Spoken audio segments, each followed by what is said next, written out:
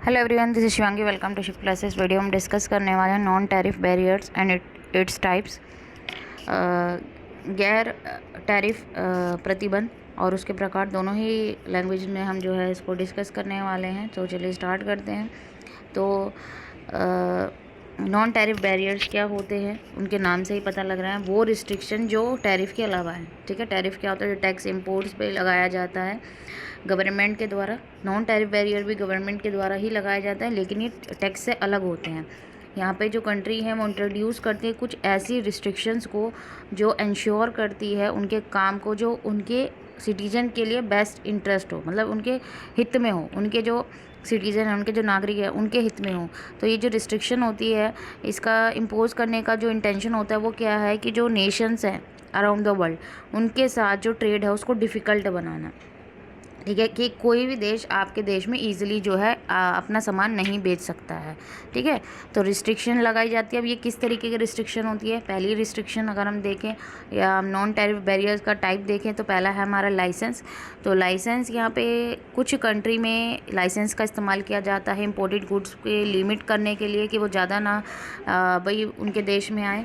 कुछ specific business के लिए भाई ऐसे गुड्स का इंपोर्ट हो रहा है, उनके लिए क्या हम बोलते हैं कि आपको लाइसेंस चाहिए। तो अगर एक बिज़नेस को क्या करना है, ट्रेड का लाइसेंस है, तभी वो अपने गुड्स को इंपोर्ट कर सकता है उस कंट्री में, अदरवाइज़ वो नहीं कर सकता है। फिर आता है कोटा। कोटा हम पहले भी पढ़ चुके हैं।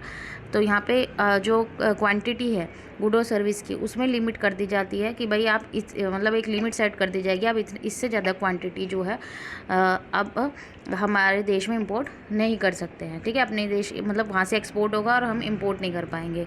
ठीक है, इंपोर्ट नहीं होगी तो लोग क्या होगा भाई, विदेशी वस्तु की डिमांड कम करेंगे, अपने देश में बनी चीज़ों की डिमांड ज़्यादा करेंगे। ठीक है, बैरियर्स का जो tariff barriers, non tariff barriers लगाए इसलिए जाते हैं डोमेस्टिक इंडस्ट्री को बचाने के लिए। फिर आता है एम्बार्गो। एम्बार्गो क्या होता है? ये भी बैन ही है ट्रेड पे, किसी स्पेसिफिक कमोडिटी पे लगाया जाता है।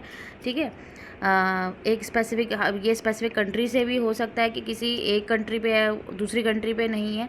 तो ये भी एक तरीके का हमारा प्रतिबंध ही है। ठीक है, तो एक लीगल बैरियर है ये भी ट्रेड में, और गवर्नमेंट इसको यूज़ करती है, इम्प्लीमेंट करती है और मेज़र करती है क्या करने के लिए, अचीव करने के लिए अपने स्पेसिफिक इकोनॉमिक और पॉलिटिकल गोल्स को। फिर आता है हमारा last import deposit. Import deposit भी एक फॉरेन ट्रेड रेगुलेशन ही है। जो क्या इसके अंदर क्या होता है कि जो इम्पोर्टर्स होते हैं उनको सेंट्रल बैंक को, जो कंट्री है, ठीक है, जो सेंट्रल बैंक है भाई, जहाँ पे उन्हें स्पेसिफिक सम ऑफ मनी जो है एक डेफिनेट पीरियड के लिए देनी पड़ती है। और ये जो अमाउंट होती है वो किसके बराबर होनी चाहिए? जो उनके इम्पोर्टेड गुड की कॉस्ट है उसके इक्वल होनी चाहिए। तो इसी तरीके से जो है रिस्ट्रिक्शन लगाई जाती है। नेक्स्ट वीडियो में हम लोग डिफरेंस पढ़ने वाले हैं। आने के पूरे चांसेस हैं टैरिफ और नॉन टैरिफ बैरियर्स के। ठीक है, डिटेल में भी हमने पढ़ लिया है कि भाई उनके टाइप्स कौन कौन से हैं। अब हमारा जो रह गया वो डिफरेंस रह गया। आई होप आपको क्लियर हो गया होगा। अगर वीडियो अच्छी लगी हो तो like it, share and subscribe my channel. Thank you.